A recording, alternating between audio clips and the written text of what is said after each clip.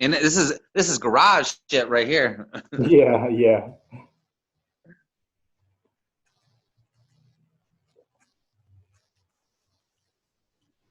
All right, so we are here today with Ken Chorley.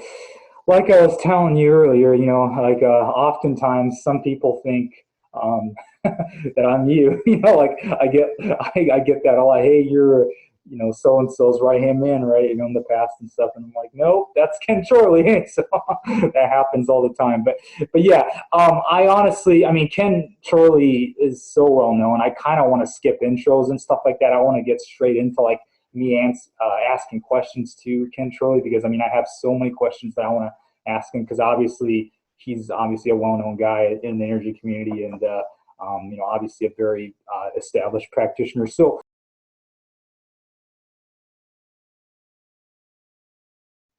Well, I think that first off is it's good to train with all aspects of energy practices. So oh okay okay qigong, telekinesis, aerokinesis, every bit of elemental energy, ESP, remote viewing, astral embodiment, also being able to what's called hold the field or spin Merkaba. There's like all different types of practices that are really, really important um, for your development. And you have to remember that as a practitioner, that that true telekinetic ability comes as a side effect as becoming more whole and balanced within oneself. As you begin to balance the construct of your field and beginning to realize that all is self and honing that ability, then these aspects begin to come online, and these are side effects of the ability of becoming whole. And so when I basically had my activation or whatever you want to call it in 2014, and I basically had all of these abilities come online. And this was based on my practice for 10 months. I had been cultivating meditation solely and working on developing these techniques in meditation and my mm-hmm. breathing technique.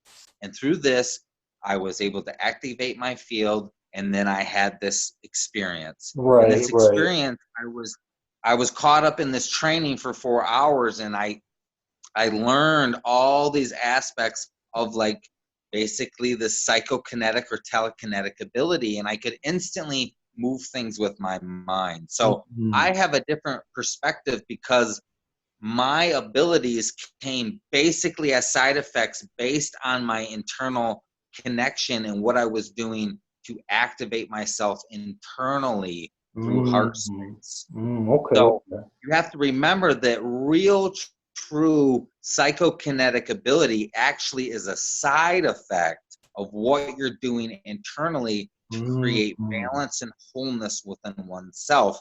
And I really think that training in all the abilities are fundamentally good and sound, but sitting inside and training only on telekinesis, for hours and hours and hours, I would say you want to like break that up Right, and move right, right. Because it's outside so much and get healthier your to be shoes outside. off and Right, really establish a connection with right, nature. But it's right. really more.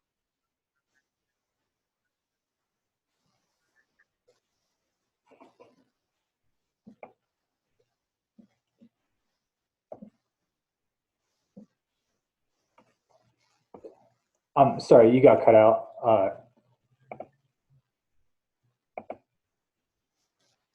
You can? You got cut out. I didn't hear any of that. You broke up really bad. Oh, no, no, yeah, we're back now. Sorry.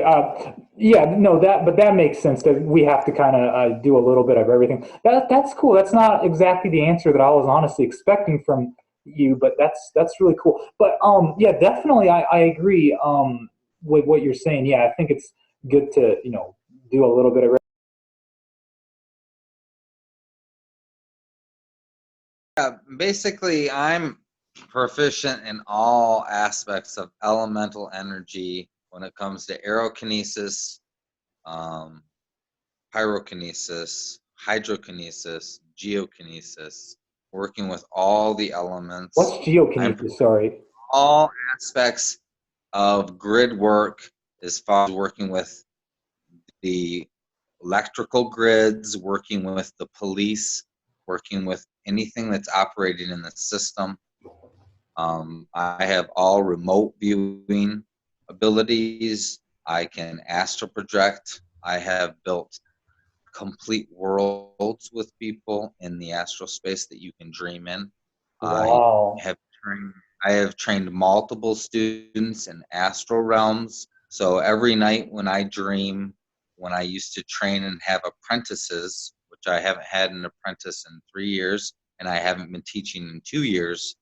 Before that, I had built whole realms where we would train in as groups in the higher level of my students. Wow. I Okay. did, I did these in both schools. So I'm connected with high level training as far as lucid dreaming, astral projection, Wow. remote.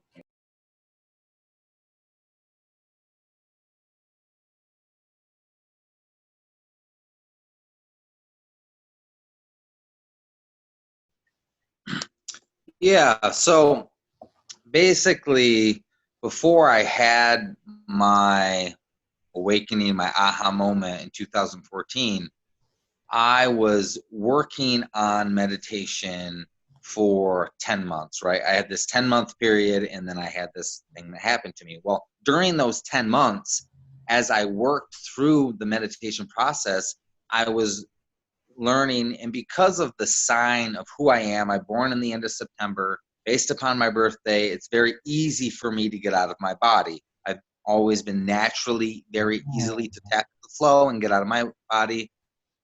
So I began to travel into astral space very early on into the meditation area, and that was my first step. But I had learned that and had conversations with other aspects of myself about the astral space wasn't really where you can harness like a lot of energy.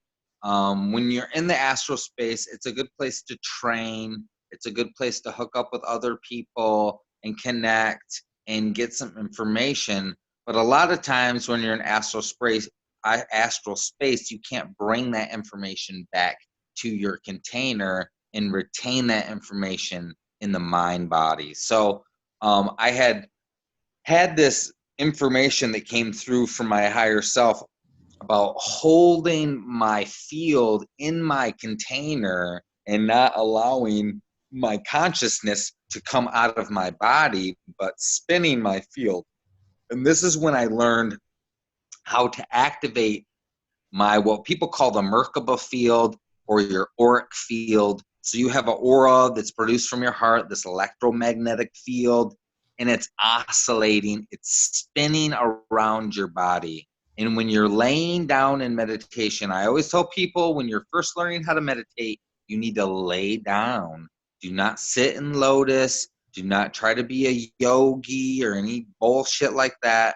Lay down and learn how to vibrate your Wow. body for one, and learn how to spin your auric field, or what people call your Merkaba field. But it's Oh, basically okay. auric field, it oscillates, and you need to learn how to spin that. And you can feel that in your body. When you learn how to spin it, it feels like if you're laying down, it feels like you're turning upside down, and you will feel it spin. Like it's like you're on a like a turtle wheel, like like a circus, one of those turtle wheel things, like Mhm. the what I'm saying, from like when you went to the circus when you were a Right, kid, right, those right, spinning, right. right? You're spinning really fast, and you can learn how to increase the spin of your Merkaba field. And when you learn how to stay, because a lot of times when you're leaving your body, the body vibrates, then you start to spin, then you pop into your body, and you end up in astral space. Well, the key is to hold that in your container, and then because it's actually all collapsing, you're not like going out of your body. The perception is you're leaving, but you're actually collapsing into oneself, because all is self and it's actually going inward. So when you meditate, you're actually collapsing into yourself, right? So when you collapse into the self and the spins, instead of like blasting off, you encapsulate the energy, and then you get all this information that comes in from your heart. It's like this encoded information, and that's where I attained all my information from. Like, I was doing that for 6 months. I had learned how to do that 5 months into my meditation, and for 5 or 6 months I was going full board into just spinning my Merkaba field every day and gaining information and gaining like this. I had this conduit to my higher self. Actually, it was multiple aspects of myself on the dark side and the light side of all the dimensions, and I was getting information throughout. And then within that 9 to 10th month period in May of 2014, I had the complete activation where I basically came online and then had all these abilities show up in my life. So it's really all about meditation. And people that are on the line tonight and they're interested about learning about psychokinetic ability and want to really develop themselves, you have to remember that you have to start with meditation and quieting the mind and learning how to vibrate your body and spin your field and learn how to get out of your body and get back into your body and remote view and totally become, in a cooperation with your consciousness to move at will. And then these other energies inside of you will unlock DNAs that are in your field. And in these, you have the ectrogen system, which is like the chakra system, which are all these glands. And once you begin to activate those glands, the pineal gland, the thymus, the throat chakra, the thigh, all three, you got the throat, the thymus, the pineal gland. These are important to activate and come online, as well as the root. And all of these ectrogens will begin to emit energy, and then you can start to project and start to come online totally as a player in the reality. Cool. Okay. Okay.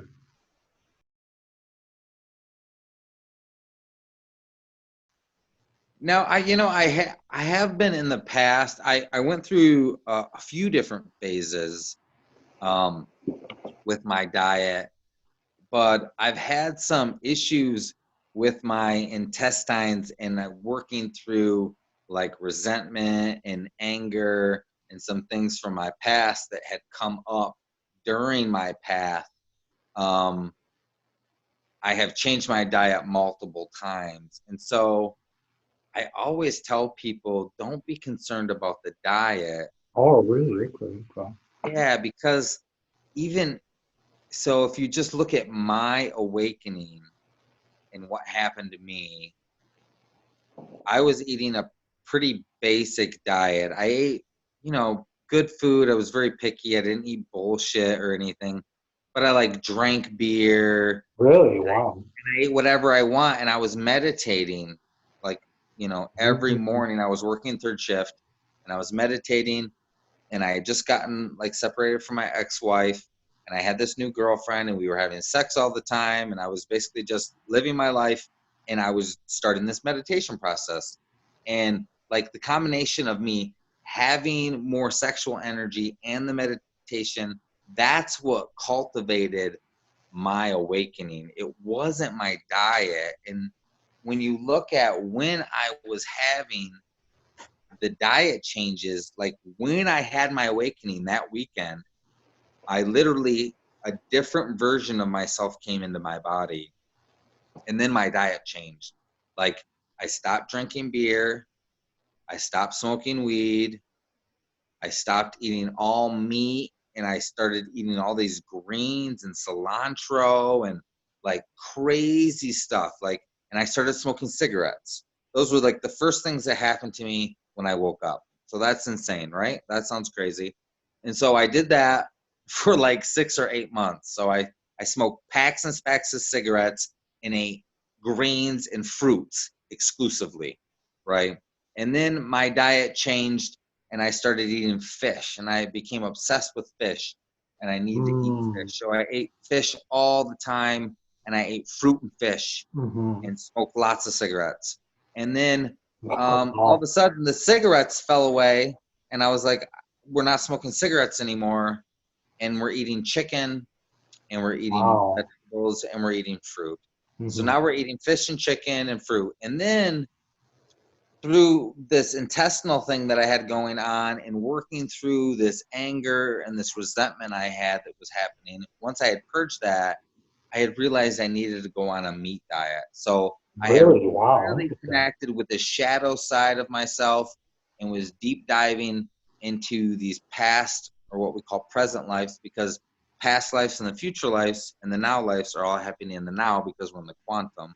So I was processing all that and learning about my darker aspects of myself, and I started eating red meat exclusively. And I ate Wow. red meat Interesting. only for a year.